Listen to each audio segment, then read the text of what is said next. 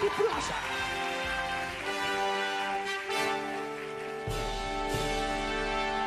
Ele nasceu em Pindamonhangaba, no estado de São Paulo, e ainda criança foi viver na cidade de Sobral, no Ceará. Aos 52 anos, é pai de 3 filhos e avô de uma neta. Foi deputado estadual, prefeito de Fortaleza, governador do Ceará, ministro da Fazenda, ministro da Integração Nacional e deputado federal. Foi 2 vezes candidato a presidente da República. Ciro Gomes vai ter agora 2 dedos de prosa com Ratinho. Muito bem. Vou começar perguntando uma pergunta que eu sempre quero saber. E eu queria dizer que o nosso Twitter, coloca nosso Twitter no ar, porque eu quero que as pessoas de casa façam pergunta pro... Eu vou te chamar de Ciro, tá bom, Ciro? Porque até porque eu sou mais velho que você, né? Não preciso falar senhor. Eu não tenho só 52 não, tô dentro dos 56 já. Mas eu sou mais velho que você, então eu vou te chamar de Ciro. Com muito tá prazer, bom? Vou te chamar claro. de Ciro. Ou de governador que você foi, ou de ministro, tanto faz. Mas vou te chamar de Ciro. Ciro é melhor, vai. Você foi ministro no governo do Itamar Franco e do Lula. Do Lula. Quer saber, todo mundo quer saber isso. Quem fez o plano real? Foi o governo Itamar ou foi o governo Fernando Henrique? Foi o governo Itamar, absolutamente. Essa é a verdade histórica que foi manipulada pela propaganda. O Fernando Henrique teve um papel importante, mas foi como ministro da Fazenda do Itamar, contra a própria vontade. O Fernando Henrique não queria ser, eu era nessa data governador do Ceará, e o Itamar me avisou que ia chamar o Fernando Henrique. O Fernando Henrique era ministro das Relações Exteriores, né? O ministro Itamaraty. E eu não podia dizer nada para o Fernando Henrique, mas o Itamar chamou, ele estava em Nova York, negociando a dívida brasileira, ajudando lá a negociação da dívida brasileira, não aceitou e pediu um tempo para pensar. E aí viajou e o Itamar nomeou ele de noite, ele no avião. Então, foi obra política do presidente Itamar Franco. Agora você foi ministro do Lula e ministro do Itamar. E fui oposição a todos os outros presidentes.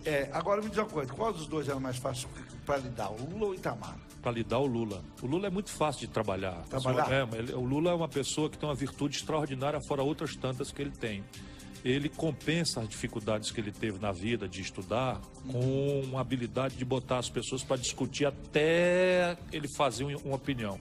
E bota gente diferente para discutir, assim, sempre foi muito agradável trabalhar com o Lula. Com o Itamar eu também tive muita satisfação. Salomão, é a sabedoria do Salomão, exatamente. Isso. No Twitter, o Renato Viana já está perguntando. Tem um VT? Deixa eu ver. Tem um VT? Então coloca o VT primeiro. Cadê o VT? É outro VT. Tira aí, não tem nada a ver esse VT. É outro VT. Vamos aqui. O Renato Viana está dizendo aqui, ó. Tá no Twitter. Pode chegar aqui, Renata. Você brigou com o Fernando Henrique Cardoso?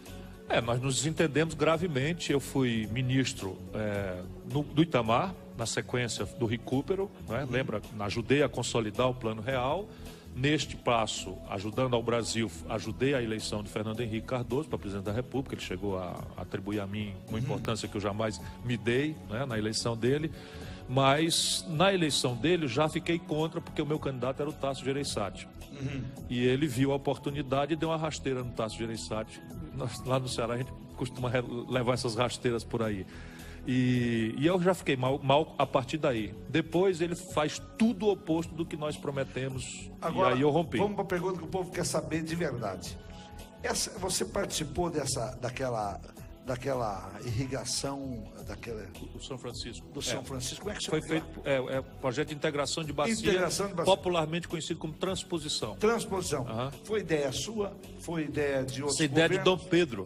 Ideia de Dom Pedro. Dom Pedro, só falta fazer. E por que não estão fazendo e as obras estão todas abandonadas? As coisas no Brasil, eu fico inquieto. Eu não sei como é que a presidenta Dilma, uma mulher de tanto valor, deixa coisas desse tipo acontecer. Estão se perdendo tudo lá. Não, tem parte importante. Começou quando eu ainda era ministro, já faz 7 anos que eu saí. Mas eles começaram de um lado e de outro. Não, são 14 frentes simultâneas. Mas as primeiras já estão prontas e outras nem sequer começaram ainda. Não justifica. E nós estamos vivendo no Nordeste hoje a pior seca dos últimos 50 anos. Gado morrendo, população migrando, em pleno século XXI. Por que começa e não termina? No Brasil, a única coisa que se paga em dia, que se cumpre de compromisso, é juro para banqueiro. Olha aqui, a Dilza Rocha. Tá perguntando aqui, tá no Twitter. Será que a saúde nunca vai... A turma pergunta por que a gente, ao invés de colocar no Twitter aquela coisinha do Twitter Arroba, na televisão, né? aquele negócio... Não, aquele que a gente que o a jogo Globo da velha. coloca... Não, Hashtag. Hashtag. Por que a gente não coloca aquilo na televisão?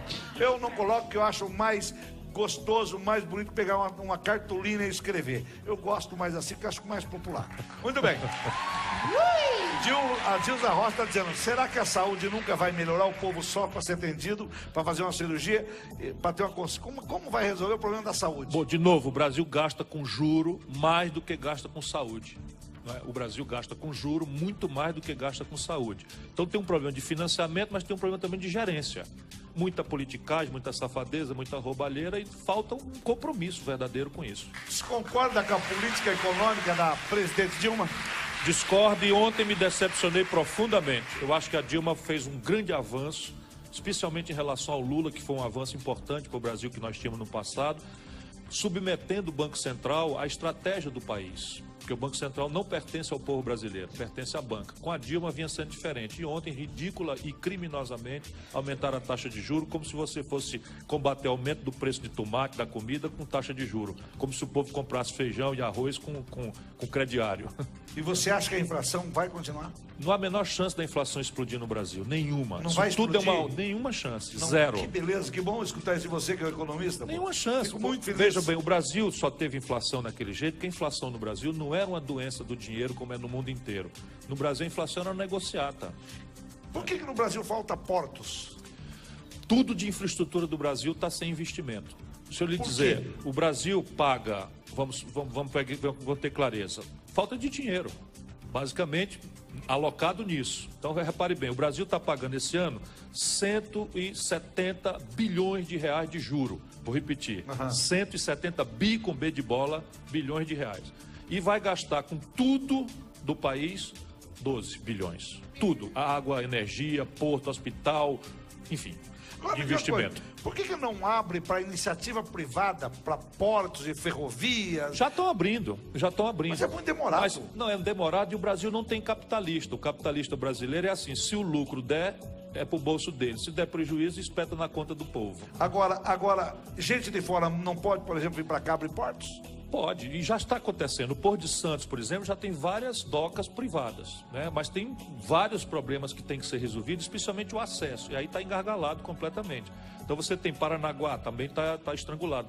Na sua terra está estrangulado. Porto do Rio Grande está estrangulado. Porto bom mesmo é o de Suape, que é um porto novo, e o do Ceará, que é um porto do Pecém, que é um porto novo, arrumadinho, que não tem aquelas coisas do passado. Você é candidato a presidente da República?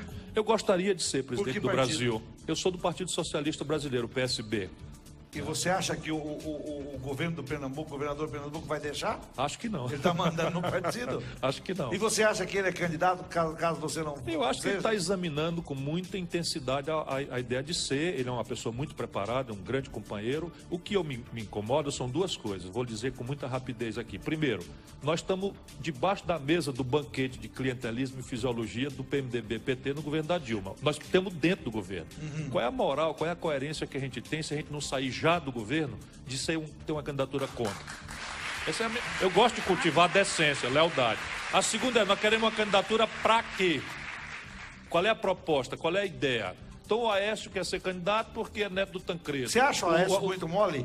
O Aécio precisa trabalhar mais. A responsabilidade grave que ele tem com o país é trazer a inteligência do Brasil para o debate, propor questões para o país, soluções para o país, como é da Marina, em vez dessa conversa, dessa lambança pseudoética, dessa cultura. Ecochata. Ecochata. Não, nem o ecochata, a Marina, quando foi minha colega, eu quero muito bem a ela, Também quero só dela. dizer.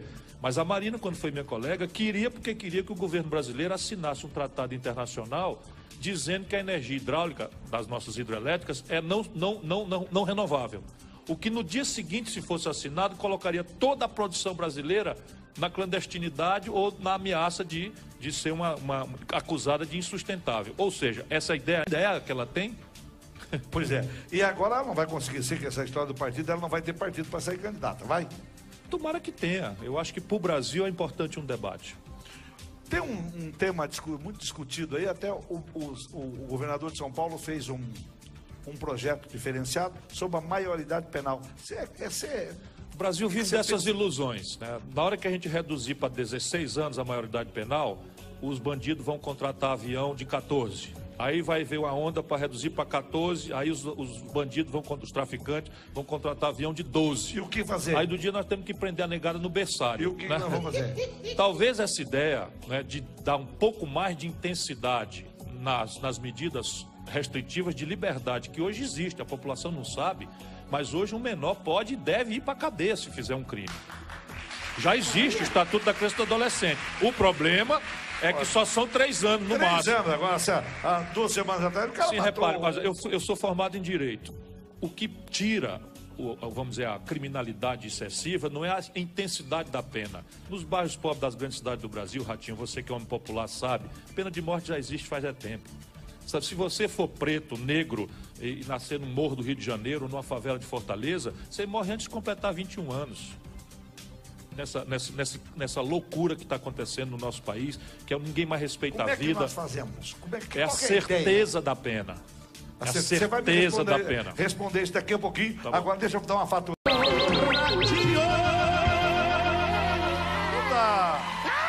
achando que o senhor tá muito romântico hoje. Me apaixonado. Você tá aproveitando a audiência do programa para mostrar o romantismo? Não, Ratinho. Deixa eu mandar um abraço lá pro... O governador Ciro Gomes tá solteiro, mas não tá precisando de romântico. Um abraço. Ô, Ratinho, deixa eu mandar um abraço pra Paz. Sabe que meu programa lá no Rodeio Transamérica... Não vai mandar um abraço pra ninguém, não. Olha, nesse final de tem semana... uma do Renato Aragão, posso mandar um abraço? Tem um telefone público ali. Olha, nesse final de semana começa a festa dos Gideões em Camboriú. Quero mandar um abraço ao pastor Cezino e ao pastor Revel. Um abraço. Reuel, não é Revel? Reuel. Então escreve direito. Muito bem. Tá bom. É Reuel. O U é quadrado. Você faz o U que nem o V, como é que eu vou saber? Não, senhor. O U é quadradinho. O U é que nem a... Não, o redondo não existe. O redondo é V. O redondo? Não, o V, pelo amor, não vamos discutir. Quer saber o seguinte, várias pessoas perguntando. Pode chegar aqui, Renata. Várias pessoas perguntando sobre segurança, o que fazer para acabar com a violência. Tem solução? Simples não. Nem de curto prazo também não. Vamos ter com muita clareza disso. Agora, o Brasil está vivendo um momento que é muito parecido com o que aconteceu na década de 50 nos Estados Unidos. Década de 40, década de 50. Mesmo na Europa também houve momentos um pouco mais atrás, na década de 30, em que a impunidade graçava, uma mistura muito grande entre autoridades e crime, enfim. E essa é a pista por onde a gente pode resolver. Não é agravando a intensidade da pena, é garantindo a certeza da pena. Então, você tem que fazer, por isso que me incomoda muito a falta de debate no Brasil. Nossas leis são atrasadas, são ruins. As leis processuais são feitas para dar dinheiro para nós advogados, não são para chegar ao fim do processo. Demora anos para resolver um problema. Se o camarada tem muito dinheiro, não vai para cadeia de forma nenhuma. É a sensação do povo que cadeia é só para ladrão de galinha. Essas coisas, então, passa por uma... Então, claro, não, mas veja bem, está mudando. Nós vamos insistir e acreditar nesse caminho da democracia, porque está mudando. Nós assistimos esse julgamento chamado Mensalão, foi um bocado de peixe graúdo condenado. Mas não foi para cadeia. Vão ainda, mas vão para cadeia. É porque está terminando a publicação. Enfim, tá aí. As leis são assim. Podia ser mais... Até que foi rápido esse. Né? Mas você tem processo que você arrasta. Um juiz da Suprema Corte americana julga 20 procedimentos por ano. Um juiz da Suprema Corte brasileira julga 100 mil procedimentos por ano. Por causa do entulho da legislação antiga. O governo recorrendo de forma temerária para não pagar as contas, os ricos conseguindo 1000 expedientes, incidentes processuais. Claro. Então tem que acabar. Então, primeiro movimento, fazer uma modernização da legislação penal, processual, etc. Eu acho que deveria ter assim, uma espécie de juiz em cada delegacia para o caso pequeno e resolvendo, para não ir nem para... Você não precisa que seja na delegacia, né?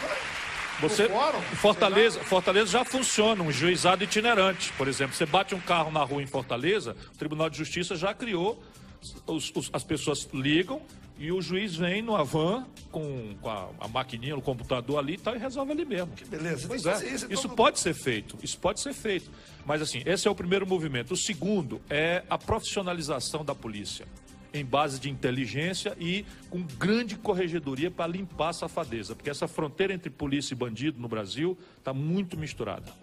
muito misturada mesmo, é um perigo. Hoje você tem muitos assassinatos que acontecem, você vai olhar, tem características de militar, polícia civil participando.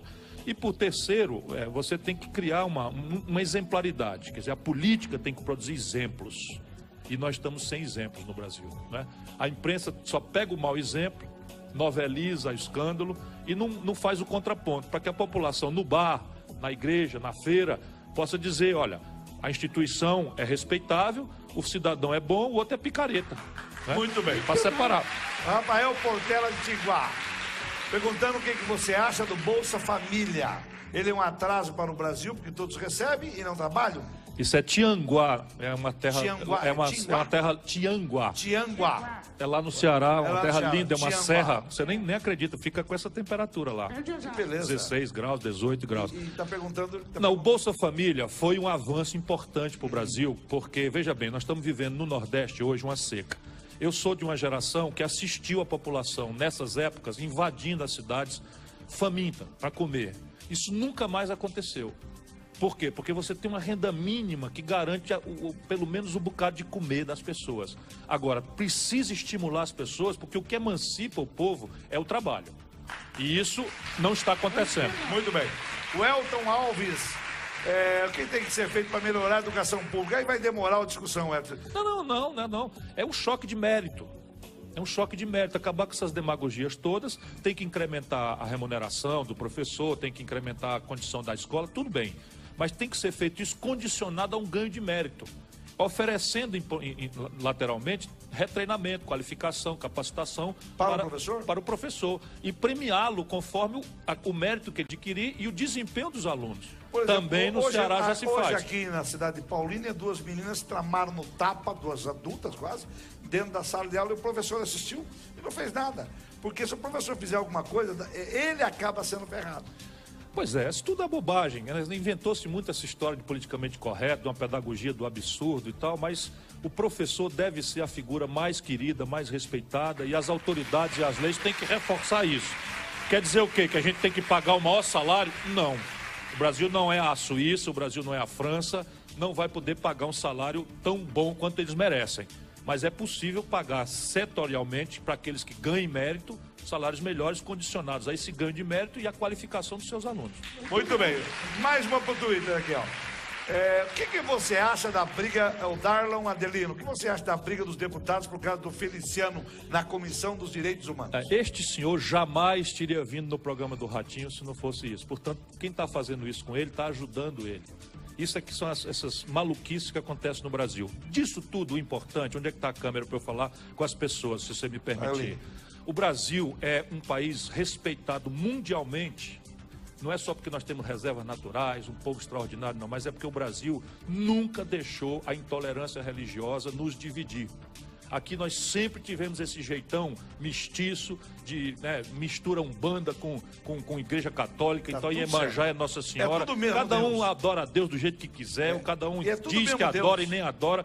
Deus não tinha religião, né? Deus antecede a todas as religiões. E agora estão fazendo isso, misturando religião com política, e nós temos que sair dessa. Fernanda Montenegro, meu irmão Caetano Veloso, não presta atenção nesse sujeito, ele está ganhando quando a gente faz isso com ele. Muito bem. Givando Pereira, o que faria para resolver, o que você faria se você fosse o presidente do Brasil, o que você faria para resolver o problema do crack? Crack é uma droga terrível. Nós não temos mais crack, tá todo mundo jogando mal. Mas é o outro crack que eu tô falando. O crack é um problema terrível porque é uma droga muito barata que está, vamos dizer, dizimando, é um verdadeiro genocídio dos jovens. E agora surgiu uma pior ainda, mais barata e mais letal, que é o oxi. Então o que nós temos que fazer é tentar botar a mão nos grandões, né? Claro que a meninada aí tem que... Eu sou a favor da internação compulsória, né? Sou completamente a favor da internação compulsória. Um garoto que viciou em crack, ele não tem mais discernimento para optar, a família não controla mais. Eu já vi situações andando nos bairros de Fortaleza que a mãe amarra a criança no pé do fogão, porque a criança criança mesmo, 14, 15 anos, vende o botijão de gás para comprar pedra e depois não consegue pagar o traficante e é assassinado pela maior banalidade, né? Então nós temos que prender os grandões. Isso é que é a tarefa que nós temos que fazer. Tem solução para isso? Tem como prender os grandões? Tem solução. Então daqui a pouco a gente fala disso. Vamos pro intervalo, eu volto já. Minutinho. aquelas propagandas, aquelas gostosonas, propaganda da cerveja. Nenhuma delas toma cerveja. Nenhuma delas. Tudo tanquinho. Tudo tanquinho, que nem esse rapaz que a gente conhece aí. Tudo tanquinho. Tudo quanto é tanquinho que vem aqui, a torneirinha é pequena. Impressionante. Vamos lá. Vamos lá. As obras da Copa, você quer que eu pergunte pra ele? Pergunto. As obras da Copa estão ficando muito caras? No Brasil, como as coisas são... Os prazos não são cumpridos, acaba se encarecendo mais do que o natural. Mas não é essa lenda também que as pessoas falam. Vai valer a pena a Copa do Brasil? Depende. Você tem que ter um conjunto de providências na sequência. Mas o fato é que no dia que o Brasil jogar com a Espanha na Copa do Mundo, ou no dia que o Brasil jogar com a Itália na Copa do Mundo, no dia que o Brasil jogar com, enfim, vai ter 1 bilhão e 500 milhões de pessoas no mundo inteiro olhando para Fortaleza, olhando para Goiânia. Como é que vai olhar? Na televisão. Sim, mas vai falar de Fortaleza? Sim, claro. Na apresentação do jogo, a televisão entra, mostra um lugar onde é que está acontecendo, um resumozinho. A África do Sul, depois da Copa, melhorou? Melhorou bastante o turismo. Mas nós precisamos aproveitar essa chance, porque o Brasil ridiculamente recebe por ano menos de 1/3 do que a França recebe num dia 31 de dezembro. É que o turismo no Brasil, inclusive do seu estado, é muito caro. E oligopólio de linha aérea. Mas o Brasil é caríssimo, por causa do erro na administração da nossa moeda com o dólar. Isso é economês, mas tá tudo errado. Muito bem, agora vou fazer umas perguntas mais pessoais aqui. Seu prato preferido, tem algum? Eu gosto de carne de porco, de qualquer jeito. Muito bem. Tem um político brasileiro hoje que você admira? Hoje? Não, eu ando muito decepcionado com o momento brasileiro. Muito bem. O que te faz perder a paciência? Eu já fui um pavio muito curto. Você tem fama de pavio curto. Eu já fui um pavio muito curto, agora sou avô. Aqui tem uma briga, quem fica branco e quem vai embora primeiro. Então estou um pouquinho mais calmo. Mas o que é mentira me impacienta muito. Não gosta muito de mentira. Essa mentirada da política me enerva muito. Se fosse assim, tinha que mandar essa produção inteira embora. Olha aqui, ó. Tem alguma mania? Acho que hoje eu gosto muito de ficar nessas redes sociais. Eu tenho o Facebook, tenho o Twitter, enfim. Agora, hoje você não é mais deputado, não é mais governador, não é mais prefeito. O que você faz hoje para viver? Eu faço palestras sobre economia, né? Quem quiser pode ligar a 085-9981-9689. Do Ciro.